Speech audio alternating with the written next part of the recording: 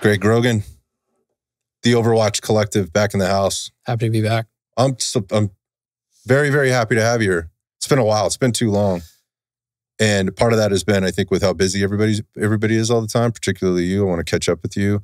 And part of the reason with the catching up is from stuff coming up. But also, since the last time I had you on, if I'm being honest, like the audience that Iron Sights has grown tremendously. I feel very fortunate. It always fires me up to kind of look and see who kind of jumps on. And I think they could benefit. Those new people could benefit. And those people that may not have heard you, that have listened to the show or maybe forgot, this could be very valuable for them. And it guys kind of goes hand in hand with some of the stuff we're doing right now too. So that's it, dude. How you been? Busy. Just like you said, very busy. I think the last time we sat down was September at the secret spot when we talked about the suicide awareness. And that was a big episode.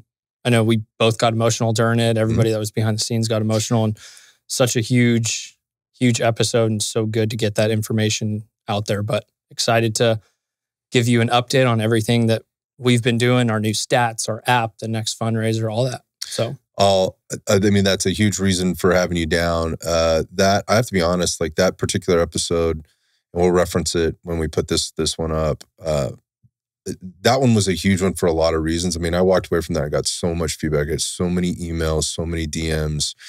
It was a little much. I mean, there were times where I just had to kind of take a deep breath and walk away a little bit. And then for a long time after, I was getting some stuff through YouTube or whatnot. People were seeing it there as it was continuing to pop up. It was heavy. The whole mental, emotional health, suicide awareness, it came up on me from having you guys on before. It was you and Jesse before, even a year before, like something like that. It was close to a year before. And the way that it just sort of developed for me in terms of my awareness and the things that were going on, and then what a big problem it is. I mean, you hear about it all the time, but until you start really sharing the stories and talking to the people that are dealing with it on a regular basis, man, it was rough. I mean, it took a bit out of me. I'm not going to lie. Yeah, I was emotionally drained after it, physically drained and mentally. And that's what a lot of people, they have those same emotions after like therapy sessions as well. And when we do podcasts with people and they talk about the darkest times of their lives, and whether it's suicide attempts or divorces or problems with the first responder department or military, usually they leave and then they're like, wow, I'm exhausted. The only thing I want to do is go take a nap and just relax. Yeah. So that said, I mean, people can go back and listen to that episode and the one previously to find out a little bit more about the Overwatch Collective. But let's give them a Reader's Digest version for those people who may not know who you are, what the Overwatch Collective is, what you're doing. Let's sum it up, and then let's get into some of the details, like the growth and what's happening now and all the new things you guys are doing and all the people you guys are helping. Yeah. So I'll give the quick elevator speech. Myself and Jesse, we were both in the Marine Corps. Now we're in the Coast Guard Reserves. I've been a police officer in the Bay Area. It'll be 9 years in December, which has come up quick. And we saw a gap amongst the entire community in regards to mental health and suicide awareness. And so we started just the podcast originally just talking about mental health awareness and everything, and then turned it into a nonprofit with the intent to create a safe and confidential place for our community to reach out to for therapy, get it in a timely manner, and then fund them to actually go to therapy with therapists that have been vetted through us and are culturally competent, informed, and understand what we go through as service members and first responders. So that's the quick rundown version. And I think in September, the last time we talked, we had like 7 people that we sent to therapy. We only had a few contracted therapists. So it's grown drastically since then. Well, before you go into that, we get into that stuff. A couple of things. Yeah, what are we drinking here, man? What'd you bring me?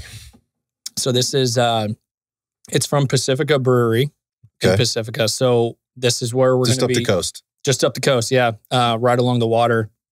So we're going to be having our 3rd annual fundraiser there. We'll talk about the fundraiser in a little bit. But the owner, her name's Helen. She is Team America, supports all first responders, all service members. So she's absolutely amazing. And I told her, because yesterday we had to go, there with Kelsey to plan the event and talk about everything. We can talk about more of that. Yeah. Yeah. Told her we were coming here, and she's like, here, have these beers, give these beers to him and try them out. So yeah, shout out to Helen.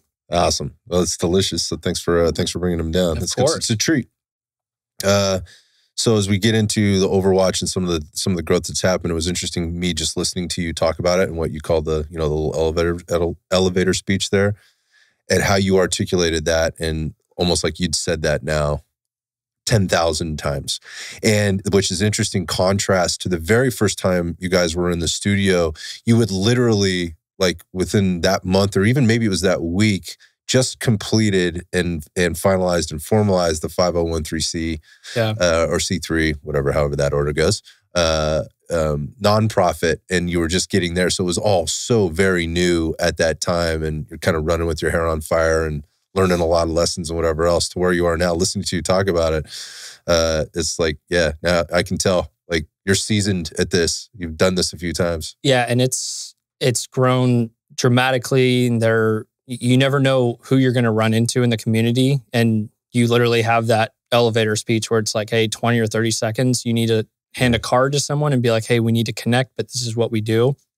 So I think I've got it down to like 20 to 30 seconds, but I have probably done it over 1,000 times. Yeah. But so again, at that time, there was like maybe 7 people who had gone through therapy, really just building the network at the time, getting the word out. That's why I wanted to sit down with you at that time to help with that process, get that word out. What's happened since? A lot. So we added 2 more board members. So we have a board member specifically tasked out to reach out to therapists across the country and get them vetted and contracted with us. And then we have another one who does fundraising and then podcast outreach. Mm-hmm. So the nonprofit side of it is kind of the meat and potatoes. And then our podcast, obviously, it's recorded in a garage on a poker table. Still. And we hang a flag up and we put some cargo netting up. Yeah, exactly. And we have fun with it. And that's our entire mission with the podcast, isn't to have the amazing studio and spend all that money. We just want to get the message out, the resources, share some stories and help some people, and then put as much of our funding towards therapy as possible. Yep. So, so we added 2 more board members. Now we have contracted therapists in 19 out of the 50 states. That's crazy. It's insane. There's so much work that goes on behind the scenes, obviously, and it's not all me. With the entire board of directors to thank. We've all been working collectively. But yeah, so 19 therapists, or 19 states, we have contracted therapists. We've either fully paid for or financially assisted over 475 therapy sessions. No shit. And then we spent a total of $49,000 on therapy. That's great. And connected. As of now, we're at 67 people amongst the first responder, military, and their family. That community, yeah. 67 people have come to us for therapy costs. So I think that's an important aspect. So let's just touch on that a little bit. I think it's an important aspect of what you do in your program. The organization is there's very little limitation in terms of, like, obviously there's some right and left parameters about who you're helping, specifically who your target audience is. And that's tough. A lot of people out there that need help, but if with all those people, sometimes it's good to divide and conquer, which is what you've done. This is what we're focusing on. But that it outreaches to the family members as well, and those that are, spouses, kids, and all of that stuff, right? So maybe talk a little bit about how that works, just briefly. Like, how's that process work for somebody if they need it? And maybe I think to maybe compare and contrast for people that don't know, just briefly, what are the challenges that people have, particularly first responders, in getting therapy? Because I think that's the thing that was the shocking thing to me. And I think that is the bigger problem for most of the folks that you're working with. Yeah, it's definitely, if you're a first responder, you go through the EAP, which is the Employment Assistant Program. And then some departments, you also have your peer support within that agency. Mm-hmm. The military side of it, obviously, you have the VA. And the VA kind of has a negative, it's not awesome. Little context behind it. That's kind of a majority of the time when you talk about the VA with vets, you hear negative stories. Yeah, it's unfortunate. Talked to a lot of them. And what's interesting is the more that I talk to them, the more diverse actually that stuff becomes, though, because it seems some VAs, actual facilities in different parts of the country do a really great job with folks, while others seem to be failing miserably. So yeah, and we have some therapists that are contracted with us that work at the VA, and I'll tell you, with them, they work their butts off and they want to do as much as possible. It's just their hands are tied. They're short-staffed. And as of now, when I was coming back from overseas 2 weeks ago, I was at the USO in Hawaii, and I was talking to the lady that was working there, and she said their services for the VA are 2 to 3 months minimum wait time. So you have that for the military side. You have the employment assistant program for the first responder side of things. And with both of those, you're going to be going through, you're going to be waiting a while. With the first responder side, you go through the employment assistant program, and you may only have Kaiser, where your insurance only covers Kaiser, but they're not culturally competent or informed therapists. Mm-hmm. And they're just trying to get numbers. So they want to get you in and out of therapy. Mm-hmm. And then also they don't understand what we do as first responders. It's going back to the competency piece. Yeah. Exactly. And one of the big things that the first responder and military community faces is the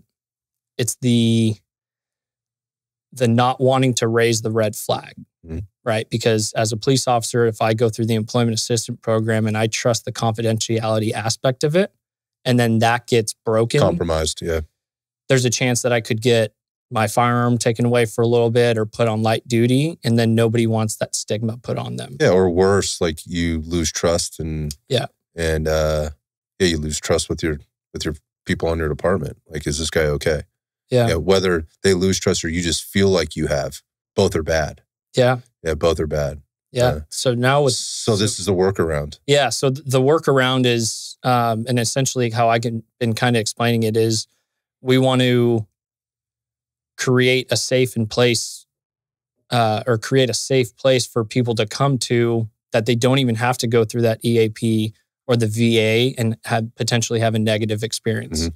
Because in our community, we're bred to go through boot camp or police or fire academy and be unbreakable, and everything has to be perfect. And you're supposed to have a straight face when you go to all these traumatic calls or experiences. You're supposed to deal with it and put it in your backpack or your rucksack, like we say. And they don't teach you the resiliency aspect. They don't give you the resources before the trauma. It's always reactionary instead of proactive. So what I'm trying to get at, and what TOC is getting at, is creating a safe place, making it completely confidential. We'll connect you to a vetted, culturally competent, informed therapist within a matter of days. And then we'll pay for your first 3 sessions at 100%. And then if you do need more therapy after that, we go through a tier system. So we'll pay 60% for the next 5 and then 50% for the next 5. Wow. And that kind of, we do have the funds to be able to pay 100% for more. But we voted as a board to have some sort of accountability. Oh, I love that. There has to be a commitment to it. Yeah.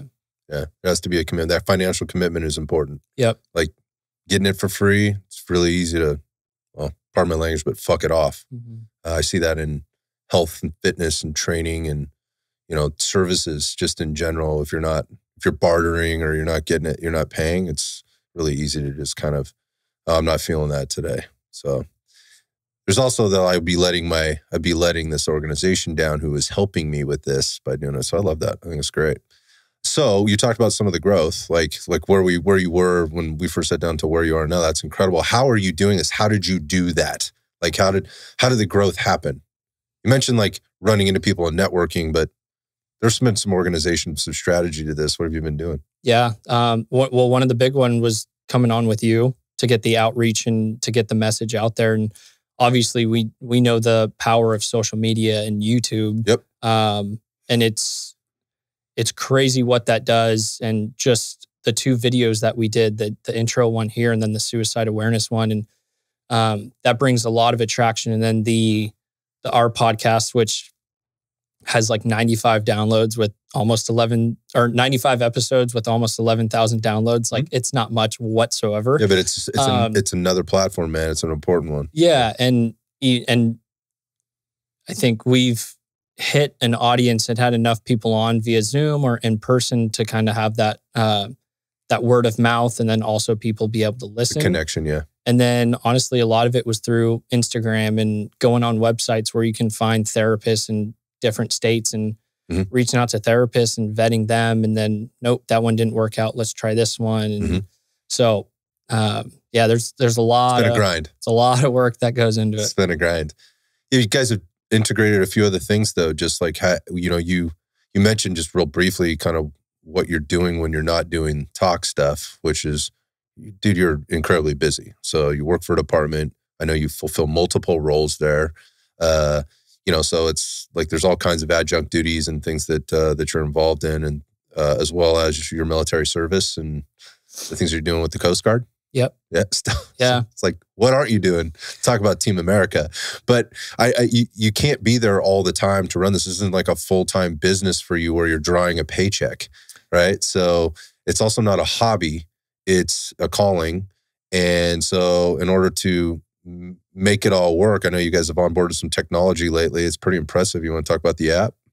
Yeah. So we essentially we did an episode with he was a police officer, just retired, and then he was also in the military, and he knew some of these people that had a lot of money, made a lot of money off of apps, and they wanted us to be the nonprofit in the face of the app. They'll do it for the profit side of it, and then we would do it for the nonprofit side of it. So that's going really well. So, I mean, with the app, it's essentially like social media. You can have your own profile. You can join audio rooms where you can be completely anonymous. You're on there as one of the other podcasts. So we have other podcasts that kind of are in line with what we do. Next will be to get other nonprofits that are in line with what we do. And you could be completely anonymous through the app if you want by the click of one button. So in our community, it is vital to have that privacy, trust in privacy. And like, hey, if I speak up and take this leap and say that I'm depressed or drinking a lot or potentially suicidal, that is huge for people to openly share. So the app's going really well. We have like 300 downloads now. Once we get to 1,000, we'll start throwing advertisements in there from like 6 Hour, Glock, G-Shock, all that. Makes sense. We'll start making some revenue off that. And then the goal with that is to profit enough money to be able to pay for 5 therapy sessions at 100% instead of 3, and then start from there and try to incorporate some other stuff. And how's it all going? It's going great. Yeah. I've talked about it on our podcast all the time, not the smartest dude with technology. And it took me probably about 60 episodes to figure out how to do a podcast. And I'm like, cool, I got this down. And then now it's like, oh, we have an app. Yep. And it's... That adoption process can be really hard, man. We were talking about before we just started, just kind of, our production crew, you guys, the 8482 media guys are not in the studio today. And it took a while to kind of get comfortable with, hey, how can I do this while you guys, because we don't live close to one another. So it's a trip. We have to, people have to take lots of time out of their day. It's manpower and whatever else to get it done. And there's a lot of anxiety that goes into that, man. In terms of being sure if you're doing it right in such a delicate, there's not a lot of room for error. Like the margin there is very, very small, and you don't want to mess it up on top of all the other things you got going on in life. So I get it, dude. I get it. Just reps. Yeah, it's definitely reps, and it's a full-time job. And like you mentioned, it's not a paid job. So we have 7 members on our board of directors, and nobody's getting paid. We just don't have the funds to be able to do that. But essentially, like for our fundraiser coming up, and then with the app, ever since I got home from this deployment, I've been pretty much spending my entire day focused around TOC and everything. So there's definitely a lot more time, I would say, than being a normal police officer involved in TOC, which is all voluntary, not getting paid. Right. But I see like the bigger picture and kind of what I want to do with TOC than being a first responder still, if that makes sense. Oh, totally, man. So yeah, I get it. That's a tug of war for sure. Talk about that real quick. Let's talk about like your life as a police officer and kind of what that looks like for you. Also the military service and the latest deployment. Well, why don't we start there actually? The latest deployment. Can you talk about that a little bit? Yeah. So it's totally low key. It's not like any secret squirrel stuff or anything. I don't do any of that. So with the Coast Guard, we participated in Talisman Sabre 2023, which is a joint exercise with the Australian military. And then also other countries. There was Japan was there, and there were a bunch of different militaries that we were kind of working with together. And essentially what it is, it's done every 2 years to strengthen our relationships so that if things go south with China, we're able to work together and build those relationships. In that region. Yeah. So now the Coast Guard's going to put a cutter and a duty station out in Australia, which is That's cool. A big move. So yeah, we were out there for 2 months doing that kind of training. Right on. So, and then come right back to being a cop. Yeah. So, thankfully I had enough leave days built up. So when I got back stateside, I did my demobilization process, which was 2 days. And then I had 7.5 days of leave. So technically today's my last day of leave. And then tomorrow I picked up an overtime shift at work to go back to work and make some extra money. Make some money. Yeah. That's the upsides and the downsides. It's exactly a double-edged sword. Yep. All while trying to plan for the fundraiser, the third annual fundraiser that's coming up. Let's talk about that and kind of the what and why behind that. So, I mean, you already talked about TOC, so it kind of makes sense. Like, this is a nonprofit. We got to raise funds. We're providing funds for people to get this stuff, or this help, this therapy. Talk about the evolution of the fundraiser and the importance, and how it all works, and what you're most excited about maybe this year. Honestly, right now it's kind of me and Kelsey doing a lot of the planning, and she's our secretary and event planner, and we're so busy. We look at each other and we're like, God, we're just so excited for it to be done so we can kind of take a deep breath. I hear this all the time from folks, man, that plan events. You're like, okay, I'm ready for it to be September 24th and kind of just put this aside. But no, all joking aside, we don't have enough time or the funds to hire a grant writer or get into doing grants to be able to get money towards the nonprofit to be able to fund us. So essentially we're getting all of our money from donations, sponsorships for the fundraiser, merchandise sales, anything that we can kind of get is what's paying for these 3 therapy sessions paid for at $175 an hour. Right.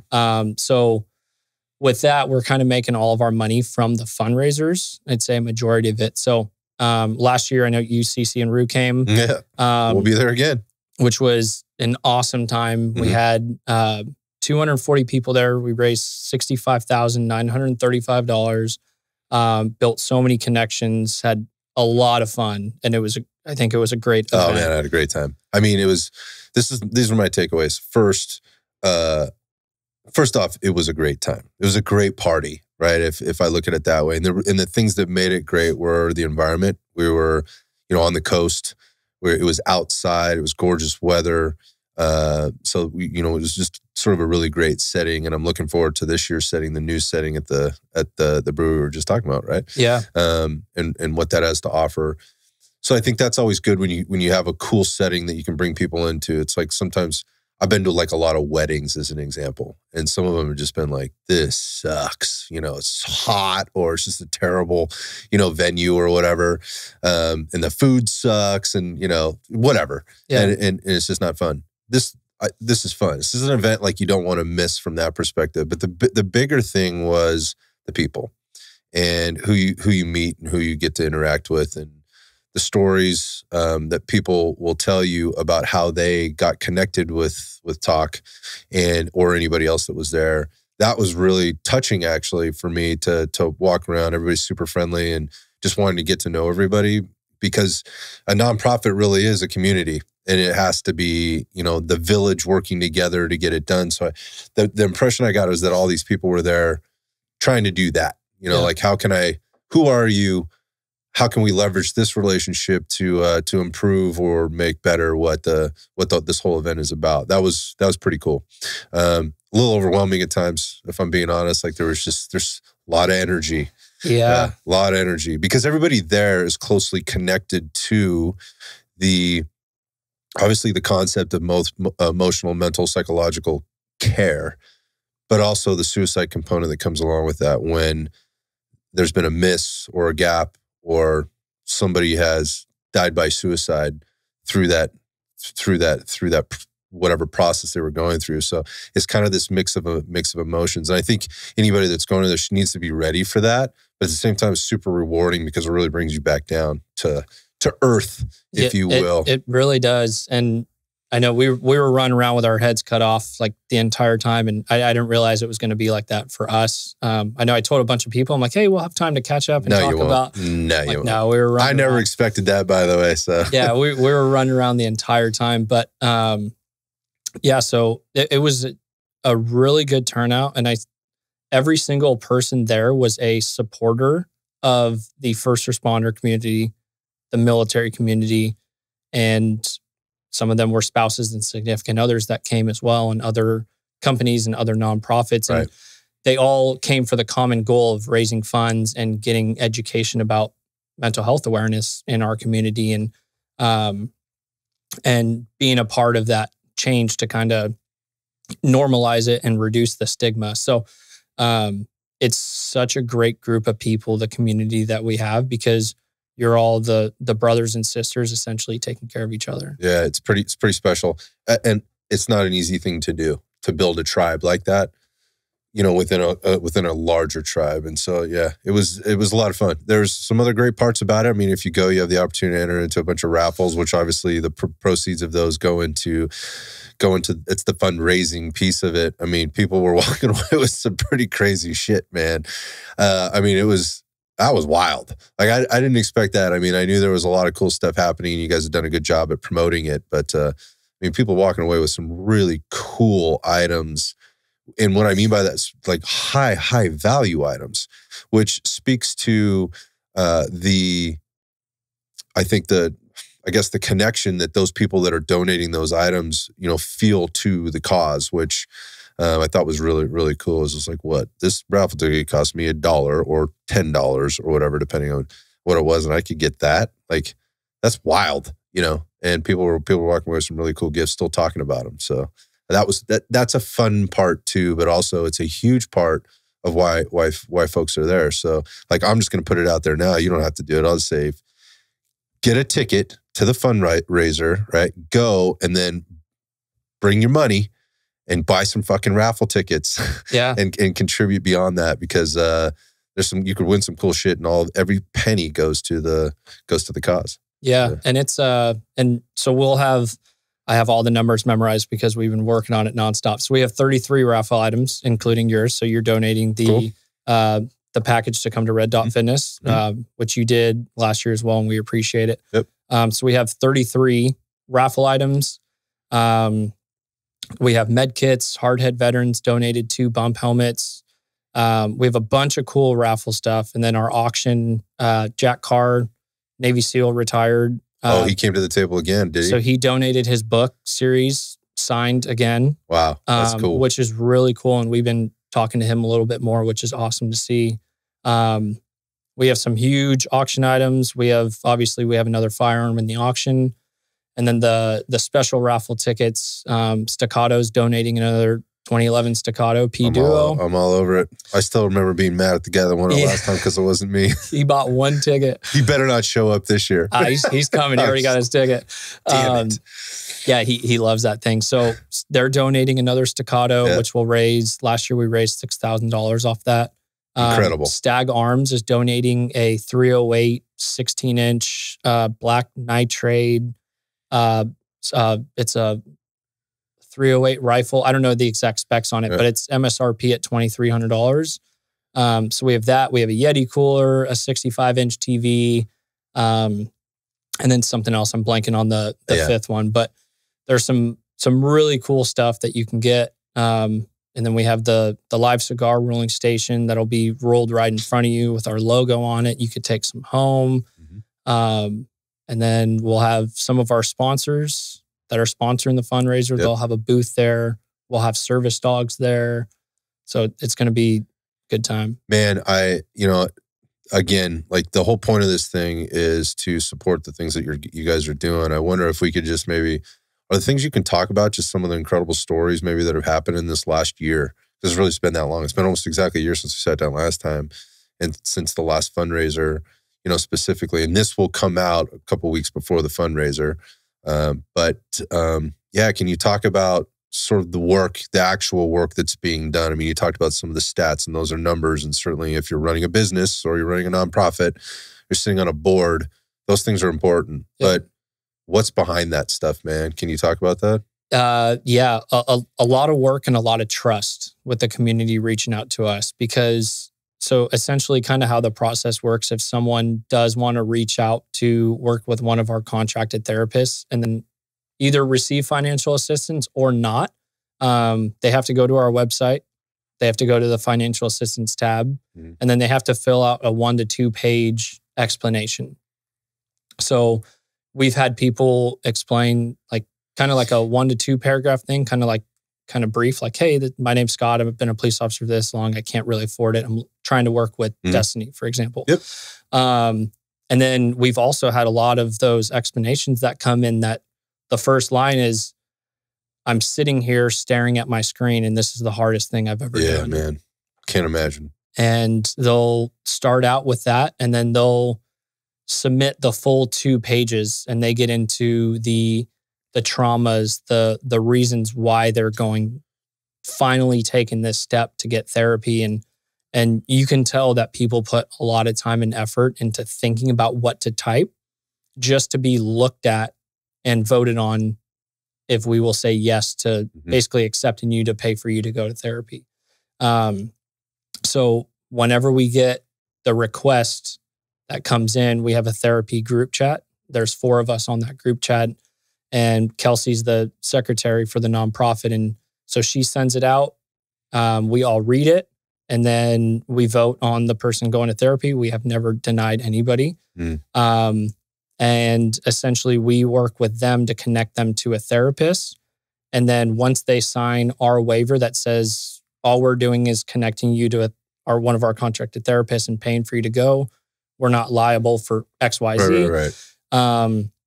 Then they're off to the races with the therapist. And then the only thing that we get from the therapist is the bill. And then if they need to go and see them again or somebody else, we get a request of continuation for the next tier, the next 5 sessions, or can you please connect this person with someone else, or whatever the case may be. So is there anybody else doing this out there, man? I mean, or is anybody kind of caught on to this, or is recognizing like, this is a fucking thing, man? And like you said, whatever it was, how many people, how many therapy sessions now? 475. Yeah, which is awesome. Yeah. But at the same time, not nearly enough.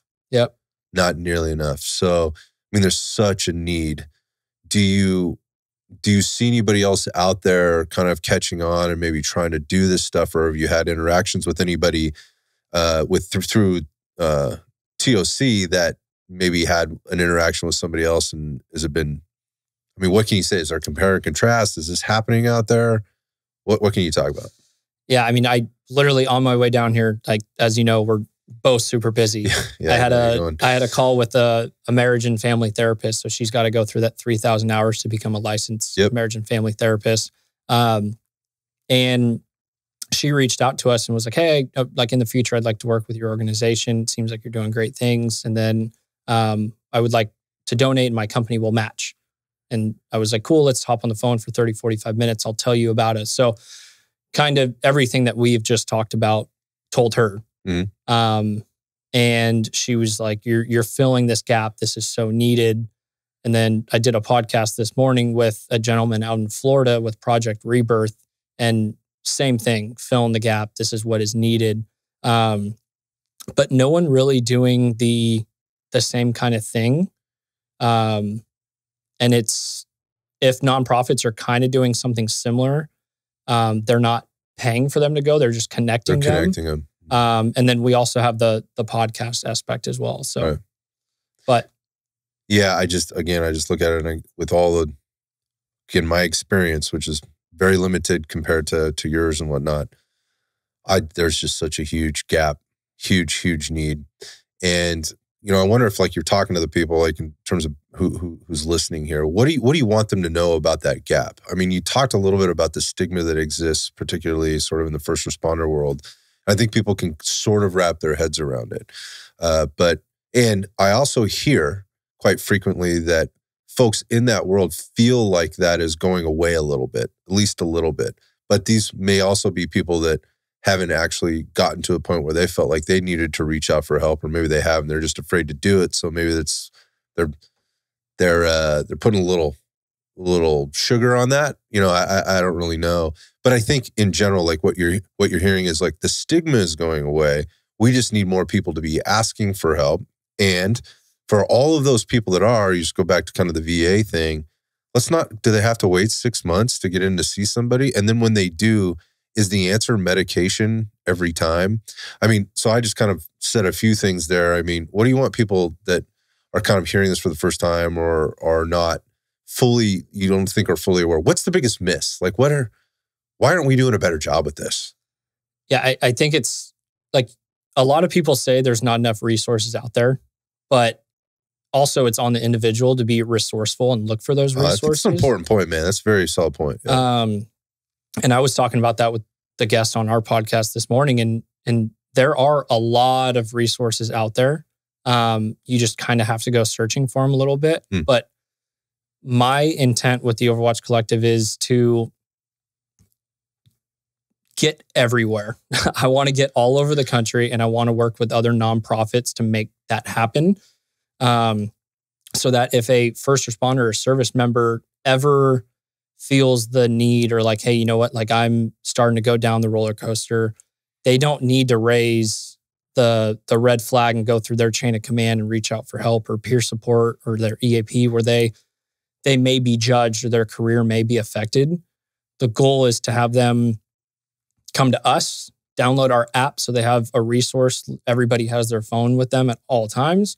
You can literally get help by doing a few taps and we'll reach out to you right away. So every single first responder and service member, I would say pretty confidently, knows someone that has died by suicide, unfortunately.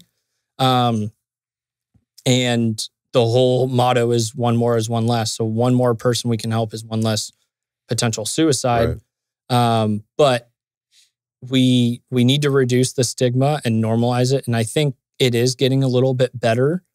And it's getting normalized, but what frustrates me is that we're still seeing all these suicides. So we're at 60 reported police officer suicides for this year, which is more than double the killed in the line of duty for police officers. So there's still a gap there. Obviously, the numbers don't lie. And those are only the reported ones I say, because if you die by suicide off duty, your family doesn't get all the benefits and the pay. So a lot of first responders will die by suicide on duty.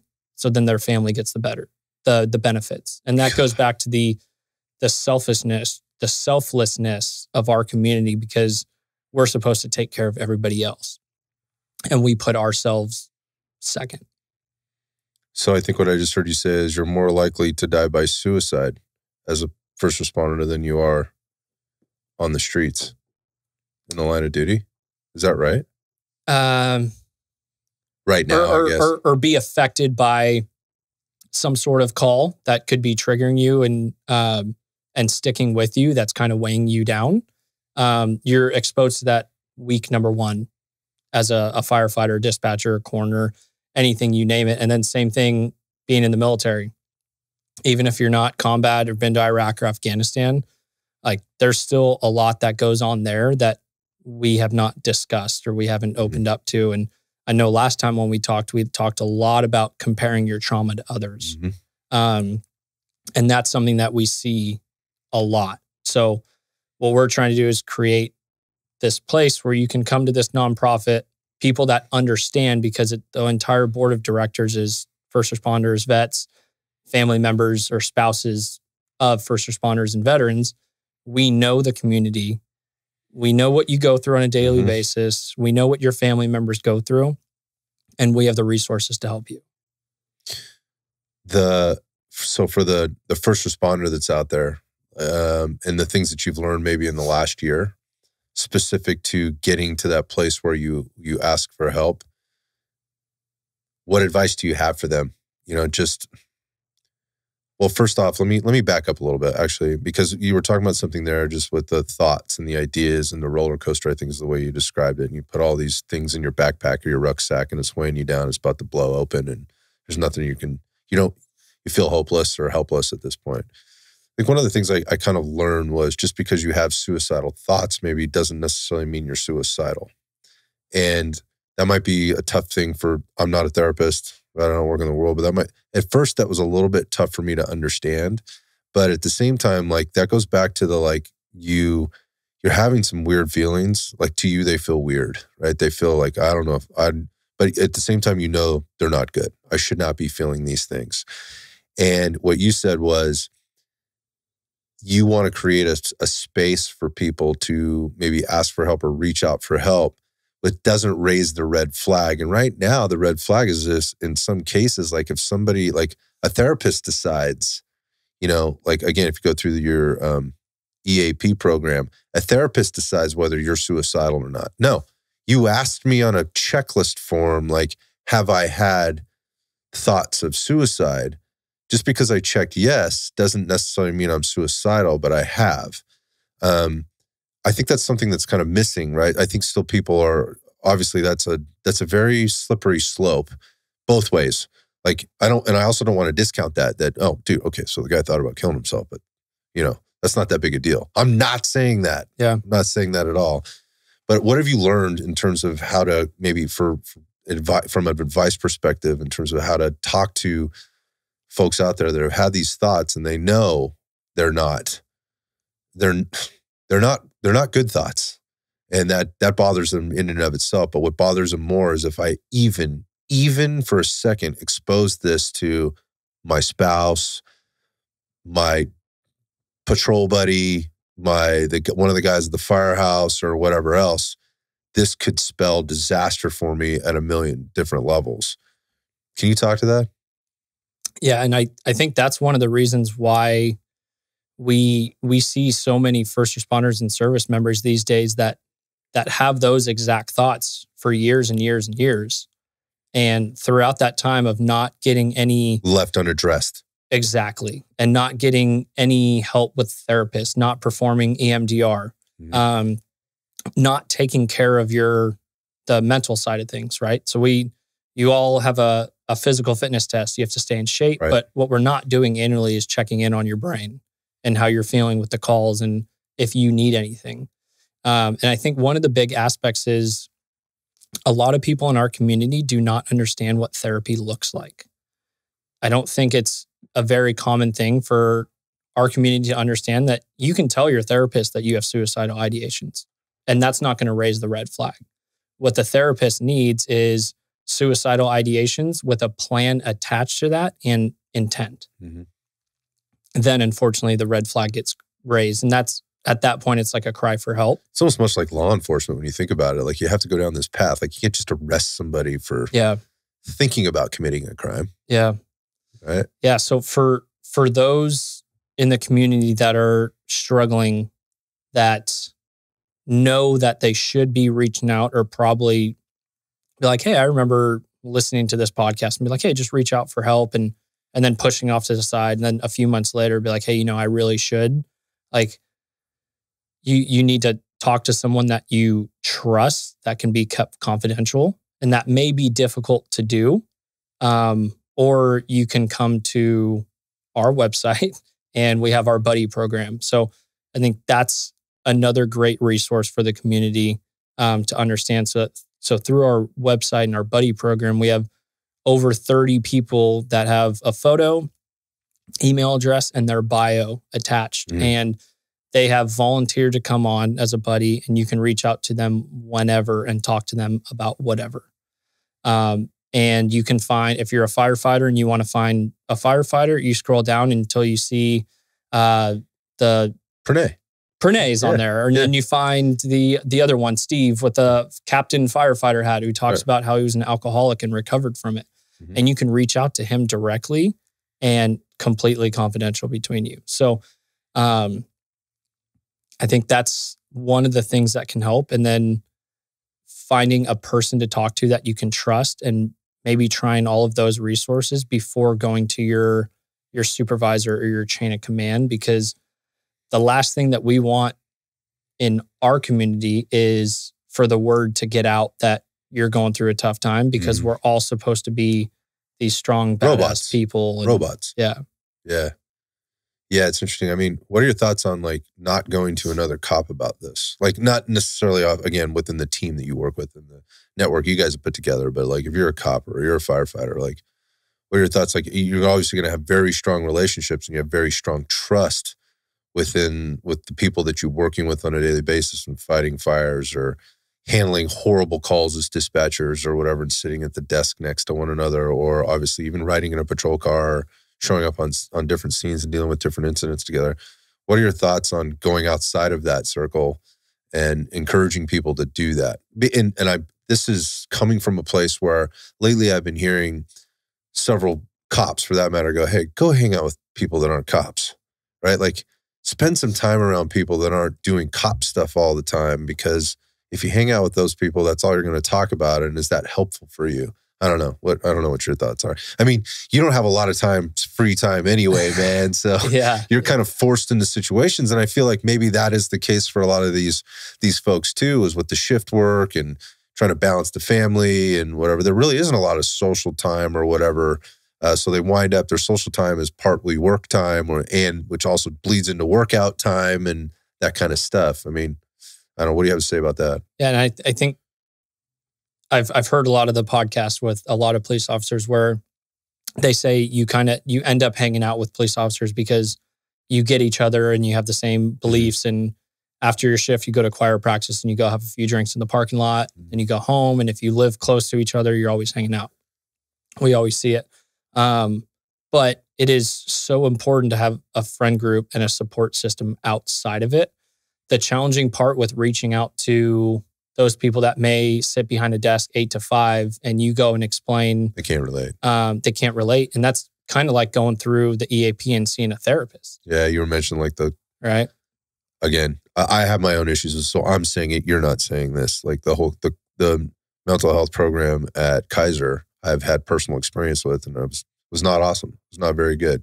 And I think there was a huge disconnect there. And I've heard too many stories from first responders that have gone there and telling a story and literally having the jaw hit the chest from the therapist across the room going, well, I didn't see that shit coming. They didn't teach me this shit in school. Yeah. You know, like, what am I supposed to do? And that guy looking back across going, well, maybe I am that fucked up. Yep. Like, this person just confirmed how fucked up my life is and how fucked up my problems really are.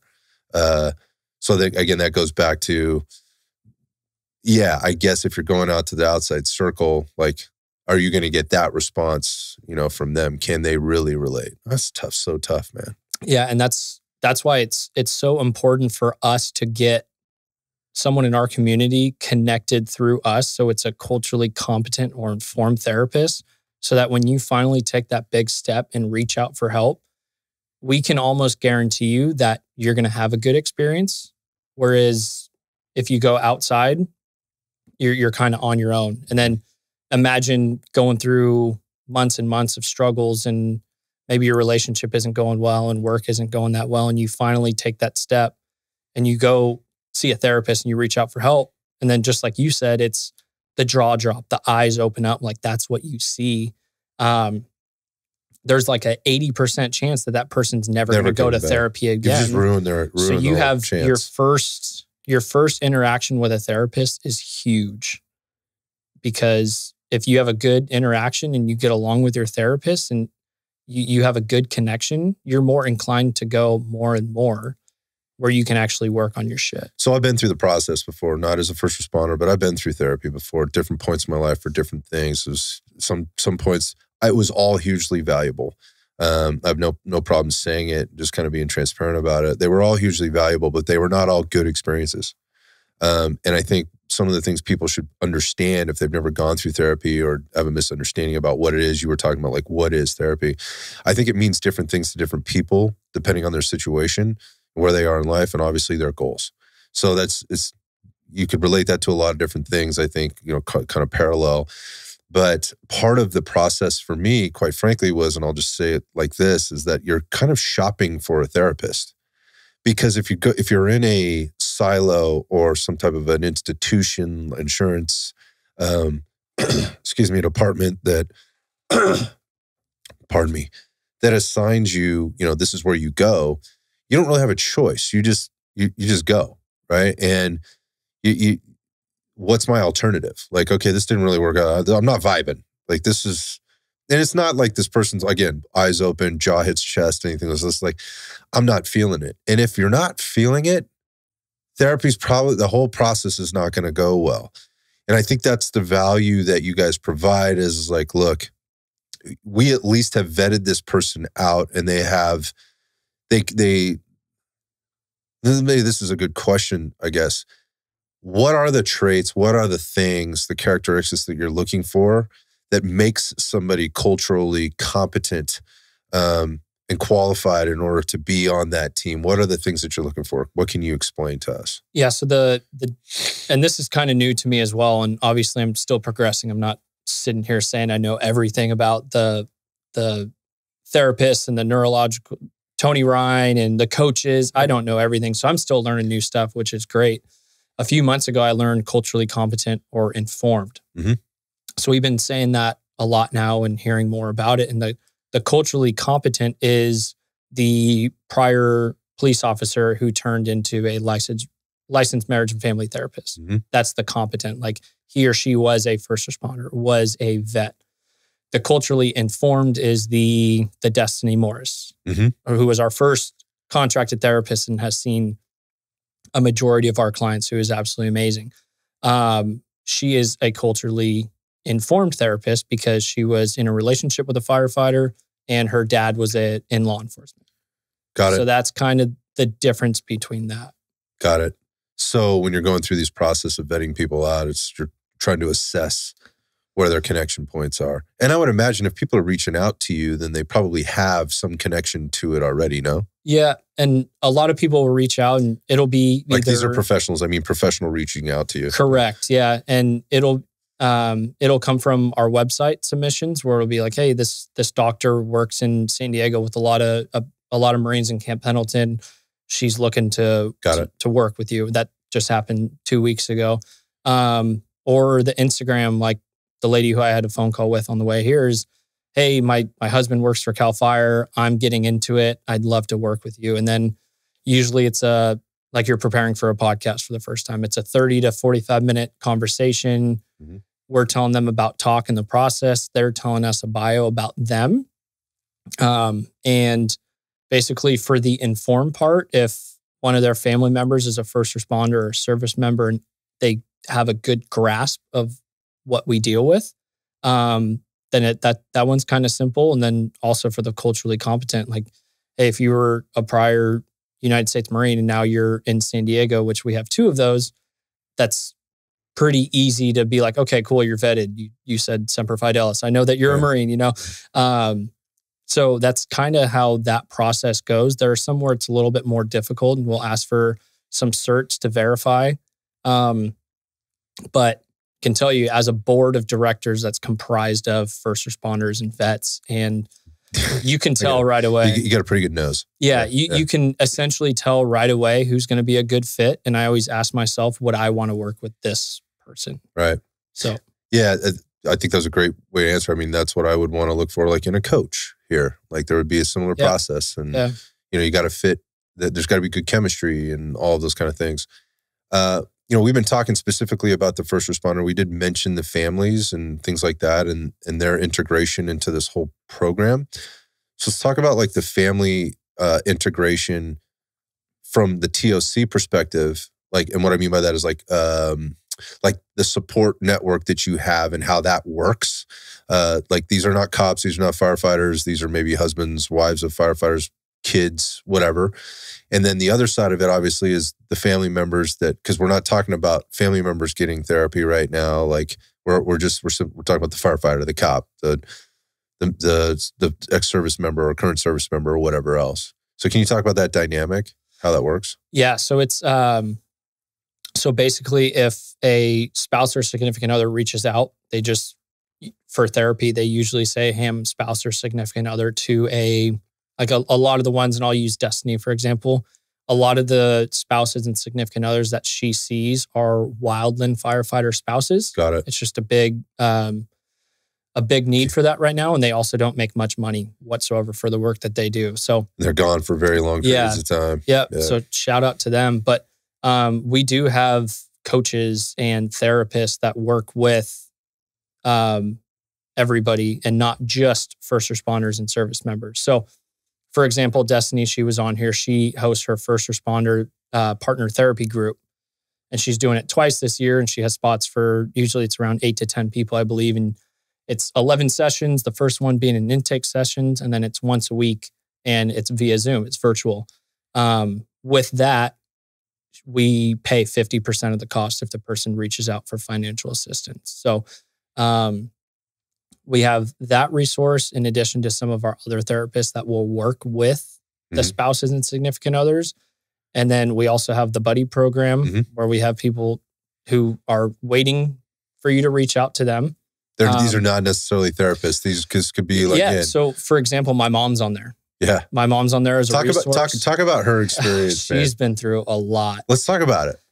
Yeah, she's a fucking saint. Excuse my language. No, so I was talking about the people that I met at the fundraiser and whatever. Yeah. It's such an honor. I met their parents, man. Yeah. I mean, I hung out with your dad and Jesse's dad in the parking lot for probably an hour before the event. And then during, we got to chat. And then the moms came over. And what a fucking amazing group of people. You guys are fucking lucky. You guys got amazing parents. But that said, like mom who, and I'd heard a little bit about this before, and I heard your version of it and then I heard her version of it. By the way, she's way fucking tougher than you, dude. Yeah, she is 100%. She's way tougher than you. And I give it to her hands down. So she and my dad have been together for over 40 years and married, and he's been a police officer for 40 plus years. Wow. And to this day is still, I don't know why, but picking up overtime shifts for patrol and details.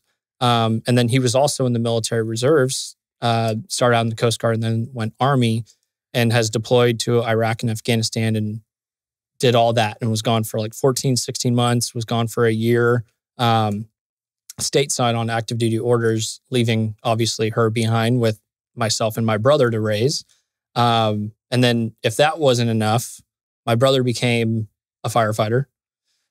I joined the Marine Corps, and then I became a cop 2 years later. So it's kind of all that she knows. Right. And she's been through a lot, but she understands what it takes from a spouse or significant other to be a wife or of a police officer, a service member that's going to be gone, the mother of 2 first responders. So she's on there as a resource. And we have several other people who are resources on there where you can reach out to them and be like, hey, like my husband's been gone a lot, working overtime, seeing more stuff. He comes home and I've been seeing these types of changes in his mood. Like, have you been through this? And that's completely confidential between them. And then Wives on Fire podcast, they're on our app as well, in addition to you. And they're 2 wives of firefighters up in Oregon. And they started a podcast just talking about when the firefighters are gone, how everything in the house breaks and they have to deal with stuff, how they learn about them having post-traumatic stress following these calls for service. And like, there was no like introduction for them when they started dating. There's no handbook on this shit. Yeah. Like, hey, you're starting to date a first responder or a service member. Hey, here's a brochure. This is what you're signing up for. This is what that means.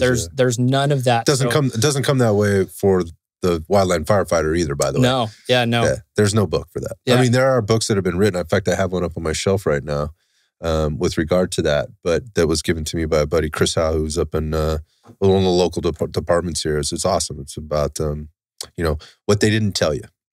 What they didn't tell you and what to expect, and that he gives it to all the guys that come direct out of the academy. He says, here's all the things they didn't teach you, and he hands them a book.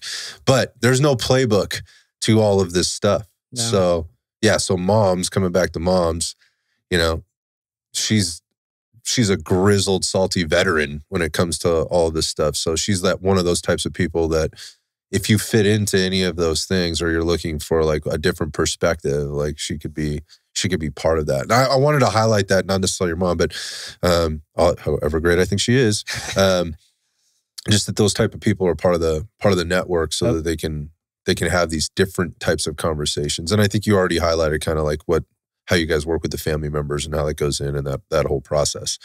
What are the things that you're most excited about, like with TOC right now and kind of what's happening?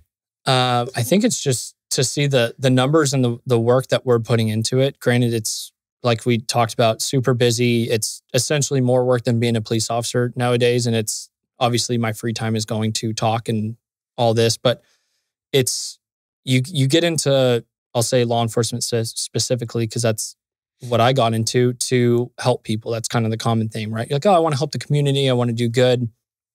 And after doing that for as long as I've been doing it, it kind of gets to the point where you're like, okay, like, am I really making a difference? Yep. You know, like the current state with law enforcement, it's really difficult just in that sense with your own mental health, going to work every day on top of seeing all these traumas.